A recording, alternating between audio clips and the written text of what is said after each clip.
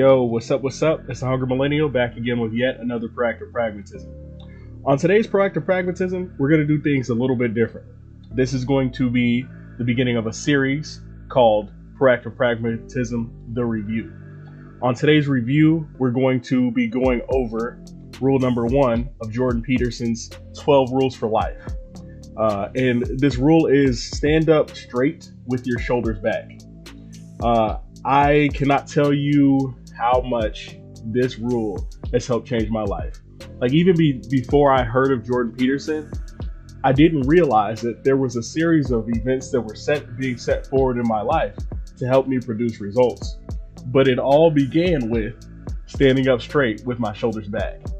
So let's talk about this. So Jordan Peterson, when he addresses rule number 1, he talks about how it's a show of strength and confidence, not only for yourself, but others. He references how in the military, it's one of the first things, which being a veteran myself, it was one of the first things that we did when we showed up. Even at reception, they taught us about standing at parade rest, standing at attention, making sure that we were leading from the front in a sense. And so that helped to, for me, it helped start a stronger and create a stronger me. It created confidence that I did not have. As a young boy, I went to a high school where I wasn't a star athlete. I played on the team. I wasn't the best. I wasn't the worst. I would say I was average. But the one thing that, that was missing was that confidence. And so, I told myself one day, hey, I want to join the military. And it's one of those things where when you start to build that confidence, when you start standing up straight with your shoulders back, shout out to Ariel, my friend Ariel. I did a back day this week after one of my lifts and I was sore, and she was like, bring your shoulders up. But it was great. It was a reteaching moment, because we're not perfect. And every now and then we all need a reset. So that was freaking awesome. I appreciate you, Ariel. And so it was a reset from the failure that I had reached at the gym. That helped me out hardcore there. It also, standing up straight with your shoulders back also is a sign of confidence. Usually, if you could put, I put it like this, you could put 5 people in a room together, and if you have 4 people that are slouched over and you have one person with their chest up and their shoulders back, 9 times out of 10, if there's a problem, they're going to go talk to that person. They're going to talk to the person who looks confident and intelligent. It doesn't necessarily mean they're the most confident or intelligent person in the room, but it's a good identifier. And hey, when an emergency happens or something happens, you want to be able to find those signals of, hey, somebody in this room knows what is going on. So that is awesome. But another thing that it helped me out with was it helped me started taking more action in my life. After I read the book, so I downloaded the book on Audible. I'll have the link in the podcast below. And when I downloaded the book, I literally read this book or listened to this book 3 or 4 times. It was just so enthralling. The way that Jordan Peterson ties in the biblical, metaphysical, science, biology, just psychologically, and the psychology of standing up straight with your shoulders back is literally life-changing. So here's a few things that it helped me take action on. It helped me take action on to stop lying to myself. A couple years back, I was driving as an Uber driver, and I was lying to myself, telling myself that I was making all this money, but I was saving money in taxes. I wasn't putting money away. I wasn't being financially responsible, because every week, all the money that I would make, I would just literally spend it on gas, on food, on hotels. I was living in my car. I was homeless at the time, by choice, because I was trying to get away from a job where I was working 80 hours a week. It just didn't suit my lifestyle. But I was lying to myself because I kept telling myself, oh, I'm gonna make this money and I'm gonna do this and I got these goals. But guess what? I didn't have a plan. I didn't have a plan of action. But once I started putting together a plan of action, it completely changed things for me, because now I have something that I can reference digitally and physically that's going to get me where I need to be. no, I don't. It's not one of those things where I count every cent to the change, right? Because I did start on the Dave Ramsey savings plan, and it has changed my life exponentially. But I'm also not the type of person to eat beans and rice every day. I know that I have to reward myself. We'll get there. There are a couple more rules that address rewarding yourself and giving yourself something to look forward to so that you do accomplish your goals. And so another thing that this helped it helped me set goals. So once I stopped lying to myself, I was able to set realistic goals. I was able to, I remember some of my podcast listeners may know this from earlier podcasts, but I got up to like 240, 250 pounds, and this was fat. And I was a Army officer, and I was having injuries and a bunch of different things. And I decided that, hey, I need to cut this weight so I can be more effective at my job and I can be healthier and lead from the front. And so I decided to go on the attack, which is C. This is another action that helped me to go on the attack. So I am a avid listener of Jordan Peterson and Jocko Willink. The greatest things that they have brought into my life were the fact that they talk about action. See, I talked about this, I believe, in the last podcast. People don't take action. They set the goals, but then it becomes too hard, and they lack the consistency to get them there. That consistency is everything. That going on attack and going on a warpath is everything. But people, they lose sight of that because everybody's like, bro, you need to calm down. You need to chill, man. You need to yada, yada, yada. But then on the back end, they wonder why they're still in the same place that they were before. I've been there. I've done that. It happens all the time. I get into ruts where I'm like, man, I really don't feel like doing this. And then I throw on, songs that are on Spotify, like Good by Jocko Willink.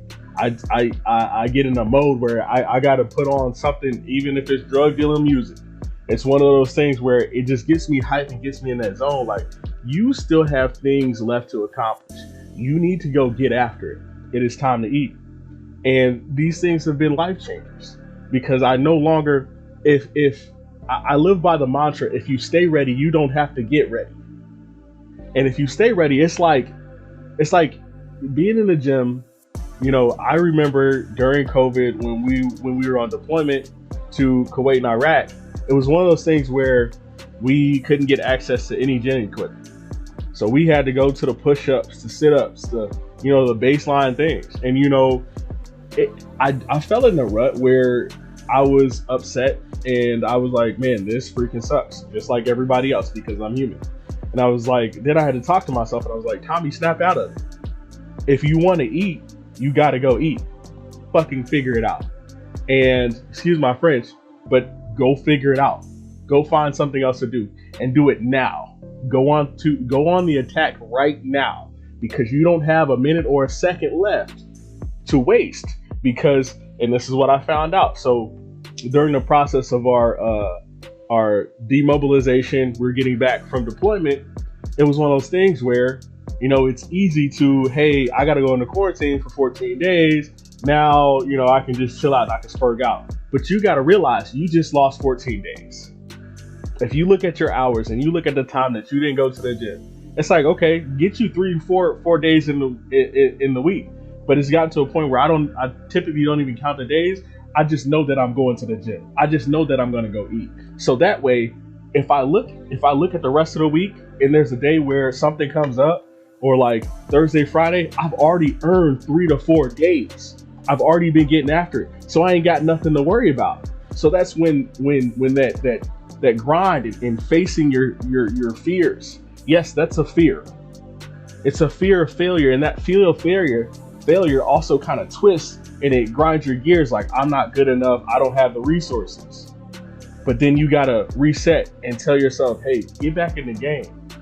You wish that you were here. I was listening to a video on Instagram by Ross, and he was like, when you're in the moment and you're sad and you're upset about the results that you're getting or not getting, you got to realize you begged to be here. You've worked your face off to get here. And every second that you waste here might be foregoing the future and the greatness that you have in front of you. That could be dating, relationships, that could be at your job. You know, it's gotten to a point where, so last year before I left FedEx for the deployment, you know, I was like, okay, I did my job decent, right? You know, I did my job good enough to where he was like, you know what, you deserve a bonus. I'm gonna take care of you, yada, yada, yada. But this year I've tried to get into a mindset of, you're better than that.